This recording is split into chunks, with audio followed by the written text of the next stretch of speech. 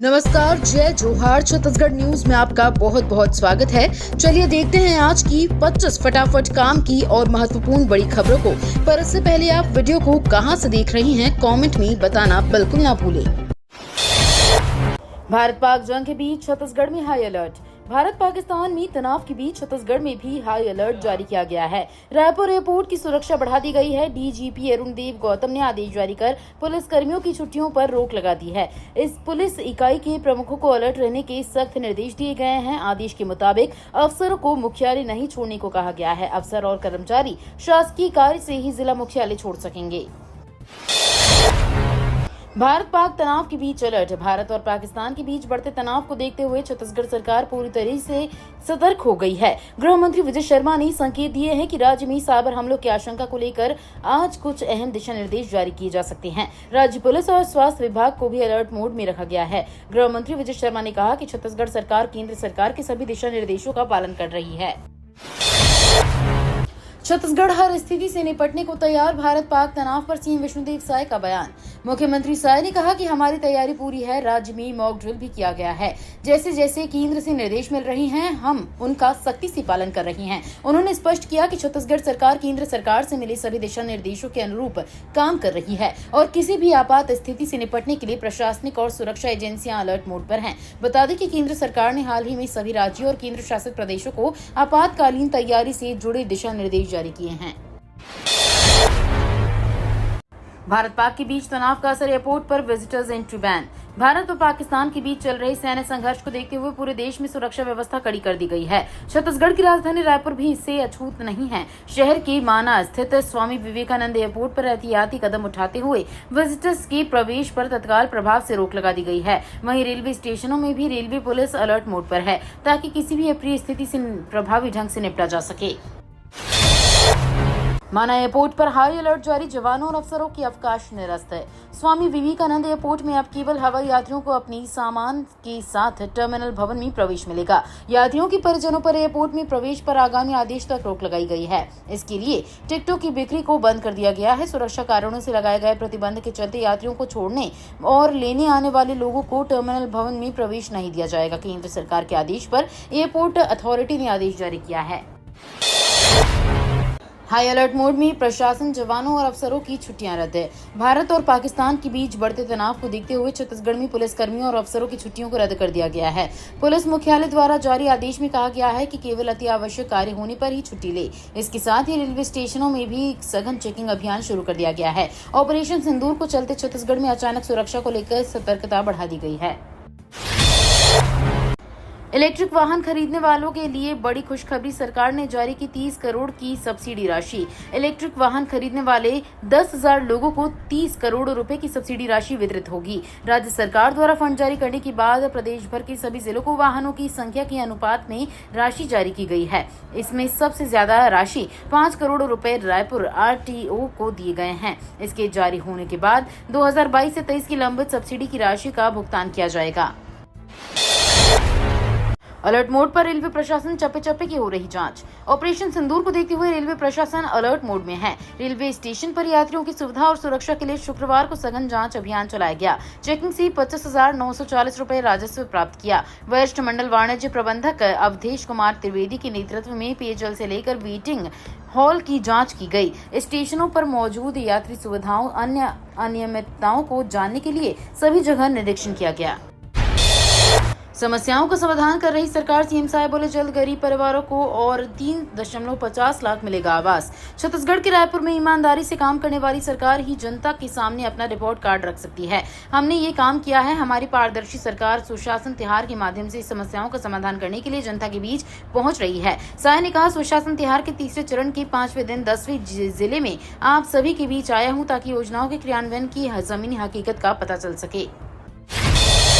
अब इस ऐप से मिलेगी मनरेगा योजना से जुड़ी सारी जानकारी। छत्तीसगढ़ की धमतरी जिले में मनरेगा योजना से जुड़ी जानकारी और शिकायतों के निराकरण के लिए विभाग ने जन मनरेगा ऐप की शुरुआत की है। इस संबंध में जिला पंचायत के मुख्य कार्यपालन अधिकारी रोमा श्रीवास्तव ने बताया कि महात्मा गांधी राष्ट्रीय ग्रामीण रोजगार गारंटी योजना अंतर्गत समय समय पर जन मनरेगा मोबाइल एप्लीकेशन के उपयोग के संबंध में निर्देश दिए गए। युवाओं के लिए सुनहरा अवसर, सरकार अब निःशुल्क कोचिंग सेंटर में 200 बच्चों को पीएससी व व्यापम की कराएंगे तैयारी। छत्तीसगढ़ की कवर्धा जिले के होनहार युवाओं के लिए एक सुनहरा अवसर साकार होने जा रहा है। उप मुख्यमंत्री विजय शर्मा बालको CSR के अंतर्गत दिल्ली IAS द्वारा संचालित भोरमदेव विद्यापीठ निःशुल्क पीएससी और व्यापम कोचिंग सेंटर का शुभारंभ करेंगे। ये कोचिंग सेंटर न केवल युवाओं को प्रतियोगी परीक्षाओं के लिए मार्गदर्शन देगा, बल्कि उन्हें सफलता की ओर मजबूत कदम बढ़ाने का अवसर भी प्रदान करेगा। IIT भिलाई में 100 करोड़ से बनेगा रिसर्च पार्क, स्टाफ के लिए होगा आवास का निर्माण। IIT भिलाई की भव्यता अभी और बढ़ेगी। भारत सरकार ने देश के 5 नए IIT के इंफ्रास्ट्रक्चर डेवलपमेंट के लिए 6,400 करोड़ रुपए स्वीकृत कर दिए हैं। इनमें IIT भिलाई को करीब 100 करोड़ मिलेंगे। इससे IIT भिलाई का 2028 तक कैंपस का इंफ्रास्ट्रक्चर दोगुना हो जाएगा। IIT कैंपस में नए कोर्स का आगाज होगा। इसके लिए नए डेवलपमेंट भवन तैयार किए जाएंगे। विद्यार्थी बढ़ने के साथ ही कैंपस में 2 नए हॉस्टल का निर्माण कराया जाएगा।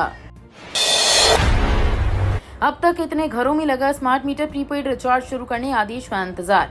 जिले में प्रीपेड बिजली की व्यवस्था शुरू करने के लिए 55% उपभोक्ताओं के घरों में स्मार्ट मीटर लगाए जा चुके हैं। ये व्यवस्था कब शुरू होगी, बिजली विभाग को भी नहीं मालूम है। अधिकारियों का कहना है कि निर्देश मिलने का इंतजार है। जिले में 2,28,000 स्मार्ट मीटर लगाने का लक्ष्य है। अभी भी लगभग 90,000 घरों में मीटर लगने शेष है। प्रदेश में भी कई जिलों में महासमुंद पीछे चल रहा है। रजिस्ट्री की प्रक्रिया हुई आसान, मिलेंगी ये 10 सुविधाएं। बदलते तकनीकी दौर में डेटा एनालिस्टिक की मांग तेज बढ़ती जा रही है। इस जरूरत को ध्यान में रखते हुए NIT रायपुर की कंटिन्यूइंग एजुकेशन सेल 26 मई से applied data analytics a practical approach नामक एक ऑनलाइन सर्टिफिकेट कोर्स शुरू कर रही है। डिप्टी CM ने कहा कि अब रजिस्ट्री के बाद नामांतरण के लिए नागरिकों को भटकना नहीं पड़ेगा। ये प्रक्रिया स्वतः और सुगमता से पूरी होगी। शिक्षक भर्ती में DEO की लीपापोती शुरू। स्वामी आत्मानंद स्कूल में 47 पोस्ट में गड़बड़ी। छत्तीसगढ़ के जांजगीर चांपा जिले में शिक्षा विभाग के स्वामी आत्मानंद स्कूल भर्ती मामले में DEO अब अपनी कार्यालय में अटैच के क्लर्क को बचाने में लगे हुए हैं। सूत्रों का कहना है कि DEO पहले तो उन्हें हटाने के लिए नोटिस जारी कर चुके थे, लेकिन बीच में ऐसी क्या बात हुई तो अपने आदेश का पलटते हुए नोटिस को वापस ले लिया। यानी भर्ती मामले में दोषी क्लर्क को हटाने के लिए लीपापोती करने लगे हैं। ऐसे में उक्त क्लर्क का मनोबल बढ़ा हुआ है। मुख्यमंत्री ने देश के पहले हाइड्रोजन फ्यूल ट्रक को दिखाई हरी झंडी। ग्रीन ट्रांसपोर्ट को मिलेगा बढ़ावा।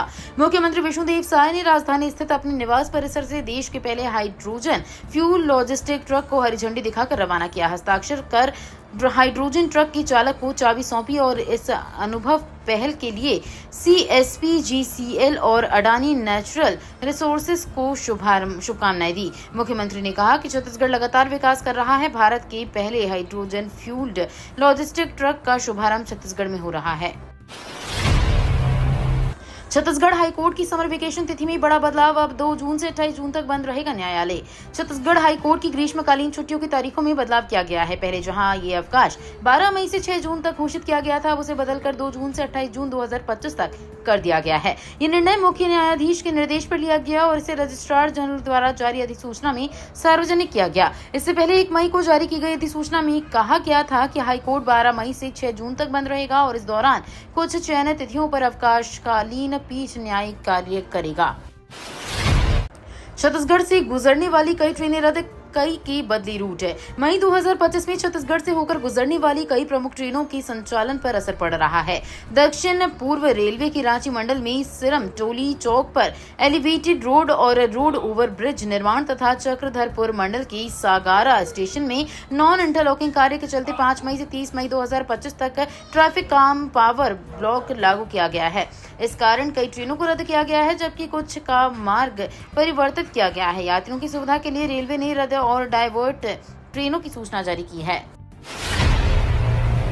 छत्तीसगढ़ के जिले में हटाए गए जिला शिक्षा अधिकारी। छत्तीसगढ़ शिक्षा विभाग ने महासमुंद जिले में बोर्ड परीक्षा में अत्यधिक खराब परिणाम को गंभीरता से लेते हुए तत्काल प्रभाव से जिला शिक्षा अधिकारी MR सावंत को उनके पद से हटा दिया है। बैठक में जब बोर्ड परीक्षा परिणामों की तुलना की गई तो महासमुंद जिले की स्थिति सबसे कमजोर पाई गई। पिछले वर्षों की तुलना में इस बार छात्रों का प्रदर्शन बेहद निराशाजनक रहा।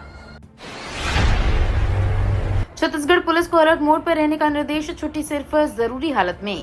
भारत पाकिस्तान तनाव के बीच छत्तीसगढ़ में भी अलग अलग विभाग अलर्ट पर है। पुलिसकर्मियों की सिर्फ अति आवश्यक परिस्थितियों में ही छुट्टियां मिलेंगी। यह आदेश पुलिस मुख्यालय की ओर से जारी किया गया है। डीजीपी ने सभी पुलिस इकाई प्रभारियों को आदेश जारी किया है कि इसमें अति आवश्यक परिस्थिति में ही छुट्टी देने का अलावा अधिकारियों को जिला मुख्यालय नहीं छोड़ने के निर्देश भी हैं। यानी अफसर सरकारी काम से ही जिला मुख्यालय छोड़ सकेंगे। पूर्व सीएम बघेल को बड़ा झटका, चुनाव याचिका खारिज करने का आवेदन हाईकोर्ट ने किया निरस्त। अपने खिलाफ दायर चुनाव याचिका को खारिज करने के लिए पूर्व मुख्यमंत्री भूपेश बघेल की तकनीकी आपत्ति को हाईकोर्ट ने अस्वीकार कर निरस्त कर दिया। कोर्ट ने स्पष्ट किया कि याचिका में पर्याप्त तथ्यों और सामग्री की मौजूदगी है, इसलिए इसे इस स्तर पर खारिज नहीं किया जा सकता। कोर्ट ने इस मामले की अगली सुनवाई 18 जून को रखी गई है। उल्लेखनीय है कि छत्तीसगढ़ के पाटन विधानसभा क्षेत्र से कांग्रेस प्रत्याशी और तत्कालीन मुख्यमंत्री भूपेश बघेल के खिलाफ भाजपा प्रत्याशी और दुर्ग सांसद विजय बघेल ने विधानसभा चुनाव लड़ा था। रायपुर वालों की बल्ले बल्ले जॉब फेयर का होगा आयोजन। रायपुर जिला रोजगार एवं स्वरोजगार मार्गदर्शन केंद्र द्वारा स्थानीय शिक्षित बेरोजगार युवाओं के लिए 2 दिवसीय जॉब फेयर का आयोजन किया जा रहा है। 14 एवं 15 मई को कलेक्ट्रेट परिसर के निकट मल्टी लेवल पार्किंग 5वीं मंजिल BPO ऑफिस रायपुर में सुबह 11 बजे से दोपहर 2 बजे तक जॉब फेयर का आयोजन होगा। जॉब फेयर के माध्यम से निजी कंपनियों में कुल 2428 पदों पर भर्ती की जाएगी।